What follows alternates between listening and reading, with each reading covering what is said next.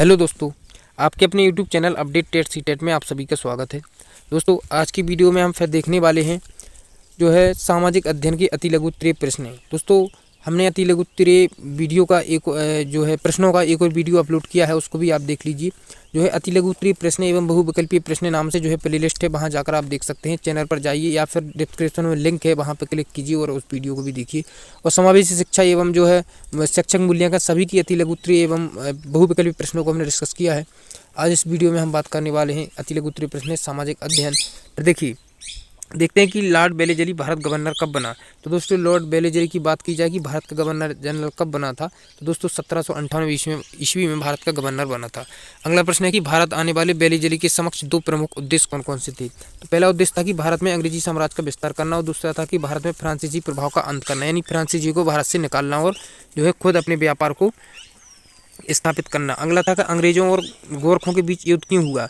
तो देखिए, गोरख स्वतः युद्ध प्रिय एवं निर्भीक थे, वे अपने राज्य का विस्तार करना चाहते थे, इसलिए अंग्रेजों और गोरखों के जो है दोनों के मध्य युद्ध हुआ।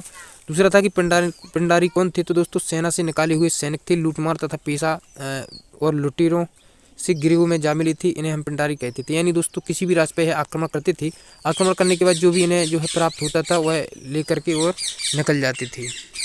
नेक्स्ट प्रश्न है कि पिंडारी के सरदारों के क्या नाम थे। तो दोस्तों देखिए, इसमें आमिर खां और कासिम खां और वालिद मोहम्मद।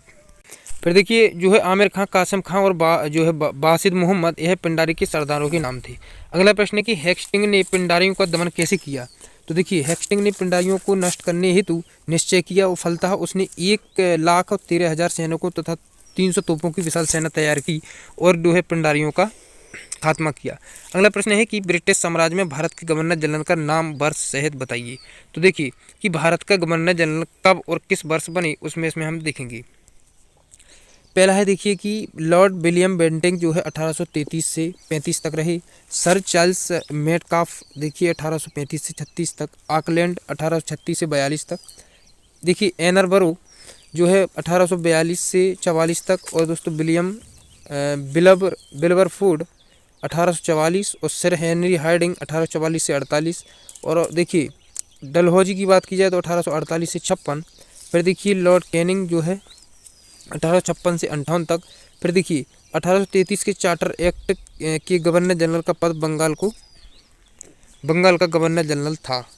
अगला प्रश्न है कि लॉर्ड विलियम बेंटिंग के 4 सामाजिक सुधार लिखिए। यानी कि लॉर्ड विलियम बेंटिंग की 4 जो सामाजिक सुधार हैं उसको देखिए, क्या क्या सामाजिक सुधार किए उसने। तो भारतीय सेना में प्रचलित कूड़ों लगवाने की प्रथा को समाप्त किया, भारतीय नदियों में स्टीमर लगवाए। दोस्तों, यह प्रश्न आया था।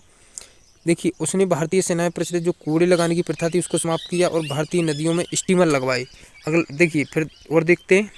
फिर देखिए, अगला प्रश्न है कि जलवायु किसे कहते हैं। दोस्तों, यह नेक्स्ट चैप्टर के प्रश्न है कि जलवायु किसे कहते हैं। तो देखिए, जलवायु के अंतर्गत तापमान और वर्षा का अध्ययन किया जाता है। तापमान और वर्षा के सम्मिलित रूप को ही जलवायु कहते हैं। अगला प्रश्न है कि शीत कटिबंध से क्या तात्पर्य है। तो दोस्तों, दोनों गोलार्धों में देखिए 66.5 डिग्री अक्षांश से ध्रुवीय केंद्रों के बीच के जो क्षेत्र को शीत कटिबंधीय कहते हैं। फिर देखिए, नेक्स्ट प्रश्न है टुंड्रा प्रदेश का शाब्दिक अर्थ क्या है। तो दोस्तों देखिए, टुंड्रा प्रदेश का शाब्दिक अर्थ है बंजर भूमि। फिर नेक्स्ट प्रश्न है कि रूसी भाषा में टुंड्रा का क्या अर्थ है। तो दोस्तों, रूसी भाषा में इसको हम दलदली मैदान कहते हैं। आर्टिक देखिए, लोमड़ी अत्यधिक सर्दी क्यों सहन कर लेती है। आर्टिक लोमड़ी, तो देखिए आर्टिक लोमड़ी के शरीर पर जो फर या दोहरा आवरण होता है, जिस कारण वह शून्य से नीचे यानी कि -50 डिग्री सेंटीग्रेड तक तापमान को सहन कर लेती है। अगला प्रश्न है कि टुंड्रा प्रदेश के लोगों का जीवन किस पर निर्भर है। तो देखिए, टुंड्रा प्रदेश के जो लोग हैं उनका जीवन, देखिए टुंड्रा प्रदेश के लोगों का जीवन जानवरों पर ही निर्भर है।